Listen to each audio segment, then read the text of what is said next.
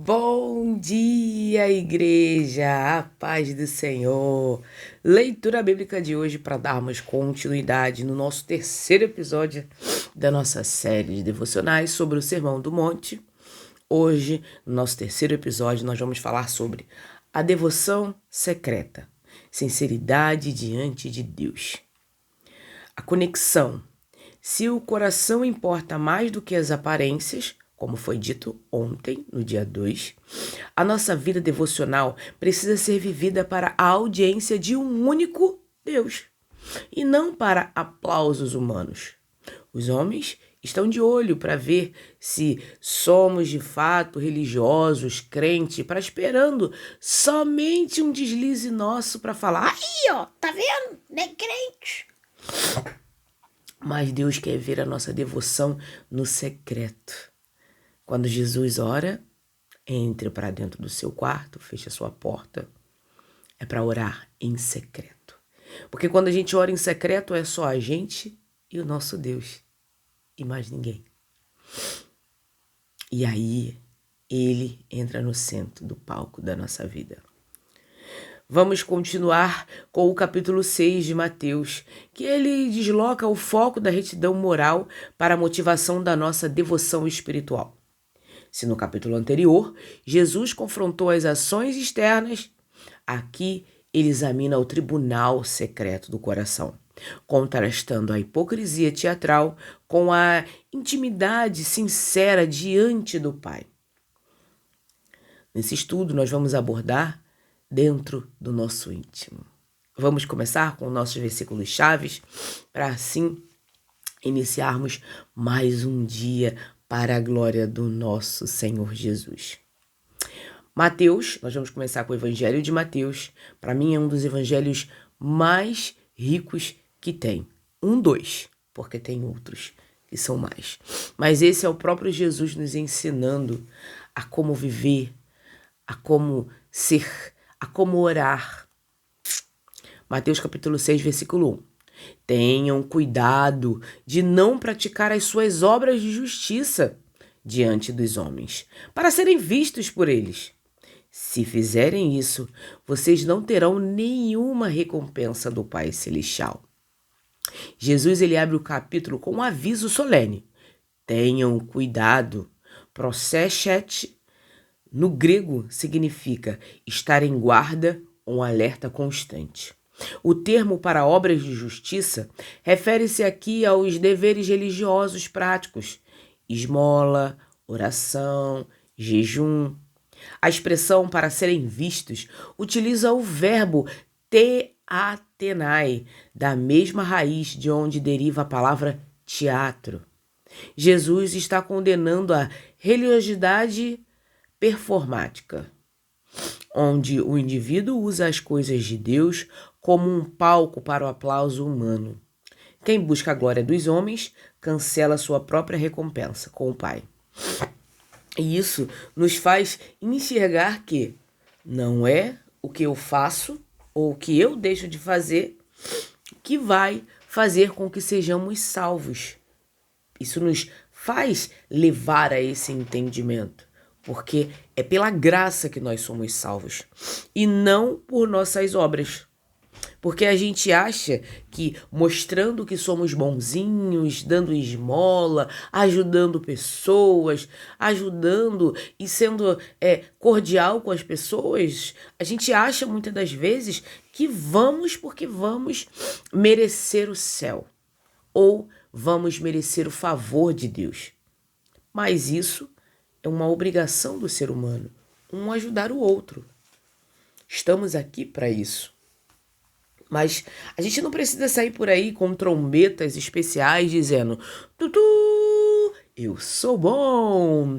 Tutu, eu ajudo as pessoas. Tutu, eu dou esmolas. Não, a gente não precisa fazer esse tipo de propaganda.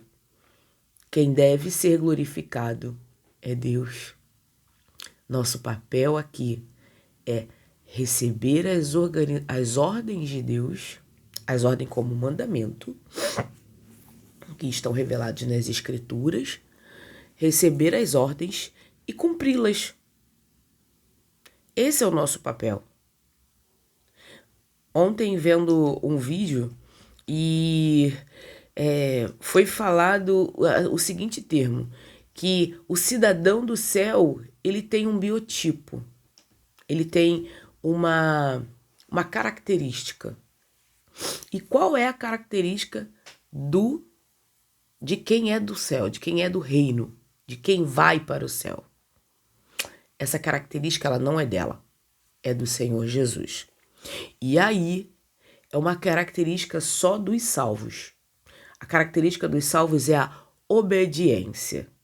O que se faz obediente, o que se torna obediente, o que é obediente, aquele que é obediente às Escrituras, obediente às ordenanças e às ordens e às organizações de Deus. Já parou para pensar?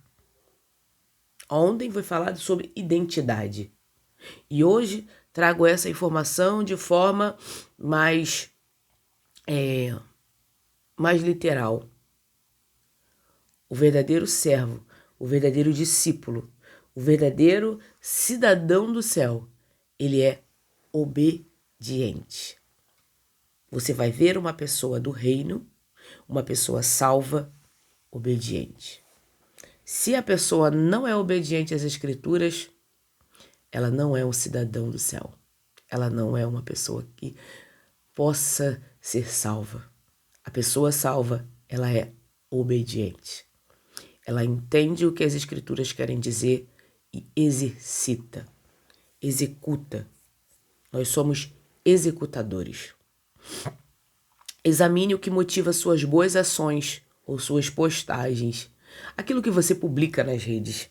Vai ferir, vai magoar, tá fazendo uma autopromoção, não porque eu vou à igreja todo domingo e lá no culto eu ajudo os irmãozinhos, eu ajudo as irmãzinhas, eu sou uma pessoa altamente religiosa, eu sou crente. Enche a boca para falar que é crente, mas quando você vê as atitudes são totalmente erradas, não condiz com nada com o evangelho. Eu não preciso sair por aí anunciando. É o carro da bênção passando na sua rua. O carro da bênção. Natália hoje ajudou 3 órfãos, ajudou 2 viúvas, ajudou também uma velhinha a atravessar a rua, ajudou o irmão, ajudou a irmã, ajudou a todo mundo. Esse é o carro da notícia, o carro que tá trazendo para você notícia fresquinha das coisas boas que a Natália fez. Eu não preciso ser assim. Porque as minhas atitudes, elas devem falar muito mais do que as minhas palavras. O que adianta falar que sou boa, falar que ajudo, se na hora de fazer de fato eu não faço?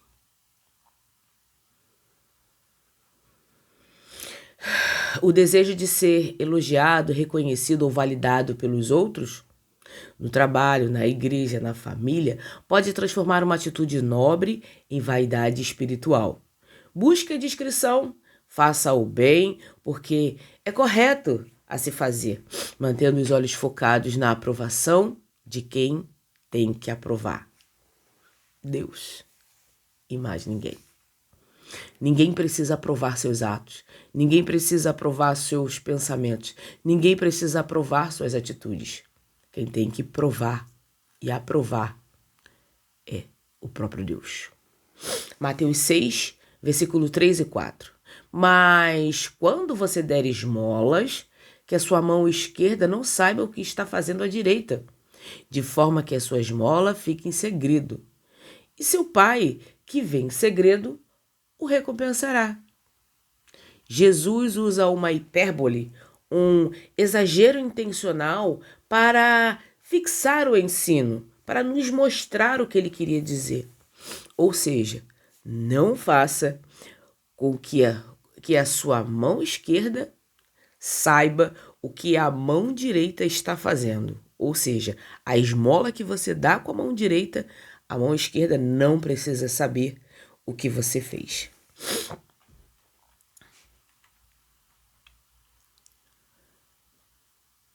Exatamente vivida. A mão esquerda ignorando a ação da mão direita. No corpo humano, as mãos agem em extrema coordenação. Forçar essa separação ilustra um desprendimento total da autoglorificação, ou seja, da minha autoglorificação e da minha autopromoção. Aqui o nosso texto, ele confronta que os fariseus tocavam trombetas antes de doar para atrair a multidão. Deus é descrito como aquele que vê em segredo, no oculto, no escondido. A verdadeira generosidade, ela não precisa de publicidade, porque Deus é a única testemunha necessária. Qual é a causa, o motivo e a razão que você ajuda alguém? É porque você entende que esse outro alguém precisa da sua ajuda? Ou você ajuda porque você quer que as outras pessoas vejam que você está ajudando? Com que as outras pessoas aplaudam o que você está fazendo? Nossa, Natália é tão boa, gente. Olha como ela é boazinha. Ela ajuda as pessoas. Ela dá oferta. Ela faz as coisas tão boas. Será que não é porque eu estou por aí anunciando aos quatro ventos, fazendo como os fariseus, tocando trombetas antes de fazer aquilo que o Senhor quer que façamos? Será? Nossa necessidade é única e exclusiva de mostrar para Deus aquilo que estamos fazendo. É Ele quem precisa ver. É Ele quem precisa validar a nossa bondade. Porque lembra, Deus sonda mentes e corações. Por sondar mentes e corações, Ele sabe exatamente a intenção, a causa, o motivo e a razão de tudo. Pratique generosidade anônima. Ajude alguém em necessidade financeira, colabore com um propósito ou apoie um colega sem deixar rastros do seu nome ou exigir gratidão pública.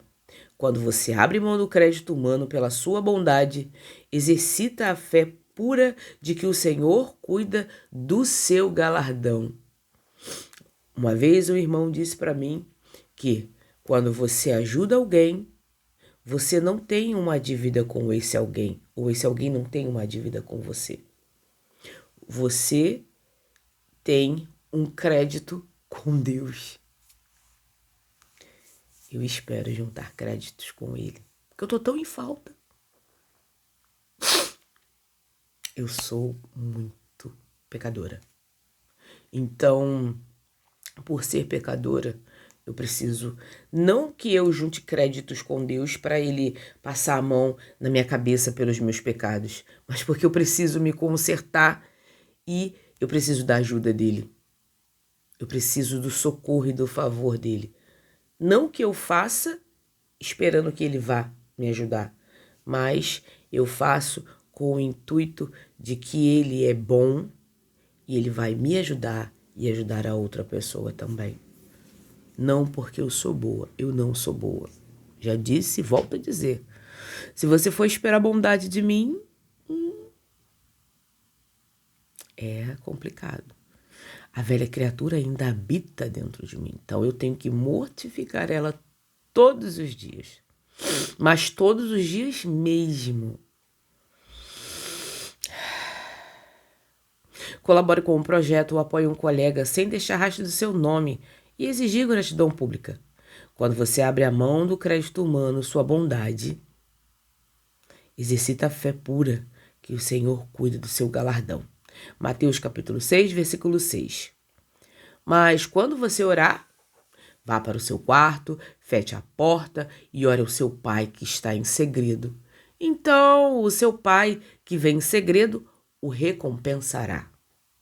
O termo grego para quarto é tameion, refere-se à despensa interna ou à sala de tesouros da casa do primeiro século. Um único cômodo que possuía uma porta com chave, isolado dos olhares da rua. Jesus contrasta o recolhimento com as hipocrisias. Atores de teatro que preferiam orar em pé nas esquinas para exibir a espiritualidade. O ato de fechar a porta é um desligamento deliberado das distrações do mundo exterior para estabelecer uma audiência exclusiva com o Criador. Jesus, quando manda irmos para o nosso secreto, é exatamente por isso. Para deixarmos o exterior e o exterior ele não fazer com que a nossa intimidade com Deus, com que as pessoas fiquem olhando, nossa, como ela é religiosa, como ela tá o dia inteiro lá, ajoelhada, orando ao Senhor. Eu não preciso que ninguém saiba o que eu faço, deixo de fazer, o que eu falo ou deixo de falar com Deus. Minha intimidade com Ele é minha com Ele, é exclusiva, é eu e o Senhor, e olhe lá. Eu preciso dar crédito da minha fé referente ao que eu faço no meu íntimo com Deus. E é isso. No meio de uma rotina acelerada e barulhenta, você precisa construir o seu quarto secreto diário. Desconecte o celular, feche a porta do quarto e silencie os pensamentos por alguns minutos. A qualidade da sua vida pública depende diretamente da sua profundidade da sua vida secreta de oração com Deus. Mateus 6:9. Vocês oram assim: Pai nosso que estás no céu, santificado seja o teu nome. Jesus inaugura a oração, modelo Pai Nosso. A palavra para Pai, Platão, Abba, no hebraico, traz uma revolução relacional. Deus não é apenas um soberano distante. Deus não é apenas um soberano distante, mas um Pai íntimo. No entanto, a intimidade é equilibrada pela reverência, que estás no céu, lembrando sua transcendência e poder. A primeira petição: santificado seja o teu nome. Hagiasteto tu onamaso. Pede que a reputação e o caráter de Deus sejam reconhecidos como santos e tratados como devido peso e a glória em nossa própria vida e no mundo. Santificado seja o teu nome, ou seja, santificamos o nome de Deus. Não aborrecemos o nome dele. Comece suas orações adorando a Deus por quem ele é, antes de despejar sua lista de pedidos e necessidades. Lembre-se de que você tem acesso direto ao Criador do Universo, como um filho amado. Viva de tal maneira que as suas escolhas diárias honrem e santifiquem o nome da família espiritual. Mateus capítulo 6, versículo 10. Venha o teu reino, seja feita a tua vontade, assim na terra como é no céu. Esta petição exige a submissão da agenda humana aos decretos divinos. Venha o teu reino, é o teto e brasileia sou. É o desejo de que o governo moral de Cristo se estabeleça hoje nos corações e se consuma no futuro. Ao orar, seja feita a sua vontade, geneteto tu telema sou. O discípulo abdica de sua própria soberania e planos egoístas. O padrão da obediência é absoluta, da mesma forma perfeita, instantânea e alegre com que os anjos cumprem as ordens do céu. A vontade de Deus deve ser executada aqui na terra.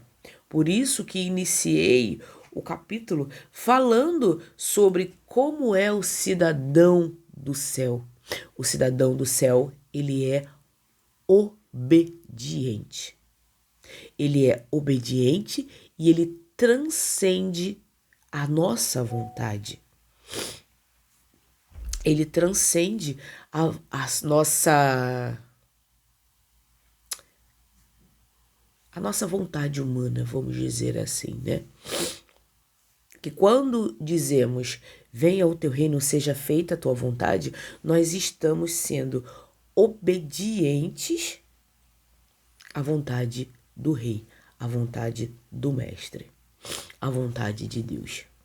E quando fazemos a nossa devoção diária, entregando nossos passos, o nosso caminho, o nosso caminhar para o Senhor, fazendo com que Ele seja glorificado, visto, exaltado em nossas vidas, é o máximo da obediência. Porque queremos que nossa vida seja vista, exaltada e glorificada. Mas devemos colocar o nome de Deus e a vontade dele acima de nós mesmos. Muitas das vezes usamos a oração para tentar convencer Deus a fazer a nossa vontade. Jesus inverte esse conceito. Orar é alinhar o nosso coração instável à vontade perfeita de Deus, diante dos planos profissionais, decisões familiares ou escolhas pessoais. Declare com sinceridade: Deus, acima dos meus desejos, que prevaleça os seus. Acima da minha vontade, prevaleça a sua. Acima do meu querer, que seja o teu querer. Difícil, mas é o mais correto a se fazer. Mateus 6, versículo 14. Pois se perdoarem as ofensas uns dos outros, o Pai Celestial também lhes perdoará. Jesus faz um adendo crucial logo após encerrar a oração do Pai Nosso. A palavra para ofensas, paraptomata, carrega a ideia de um deslize, uma queda ou um desvio do caminho correto. O perdão, apete, liberar, deixar ir, cancelar a dívida. Mútuo é colocar como reflexo obrigatório do perdão divino. Jesus não está ensinando que merecemos o perdão de Deus por meio do nosso esforço, mas sim que um coração que foi genuinamente transformado pela graça de Deus torna-se incapaz de reter o perdão ao próximo. A falta de perdão bloqueia a nossa comunhão com o Pai. Isso nos leva a observar o que foi dito hoje no início, agora no versículo anterior e agora novamente. O perdão, ele deve ser exercitado, porque é uma ordenança. E por ser uma ordenança, eu, como cidadão do céu, eu vou ser obediente e vou perdoar. A palavra do Senhor, ela se completa de uma forma genial. Guardar ressentimentos, mágoas é como beber um veneno, esperando que o outro sofra. Libere quem te ofendeu em qualquer ambiente, seja no trabalho, seja no ambiente familiar, seja nos amigos, seja dentro da igreja, no presente, no passado. Perdoar significa esquecer de fato ou validar o erro do outro. Mas perdoar não significa, perdoar não significa esquecer o fato ou validar o erro do outro, mas sim livrar a sua própria alma da prisão emocional, restaurando seu canal de comunhão com Deus, com o próprio Deus. Ou seja, não preciso, porque eu perdoei, eu não preciso andar junto, conviver, ficar ali, de amizadezinha. Minha mãe dizia, cesteiro que faz um cesto, faz 100. Mas é aquilo. Eu escolho, eu opto por, muitas das vezes, me aproximar, mas não me aproximar muito. Porque se a pessoa fez uma vez, que quem impede de fazer de novo? Mas, dentro do meu coração, a mágoa contra aquela pessoa, ela já não existe mais.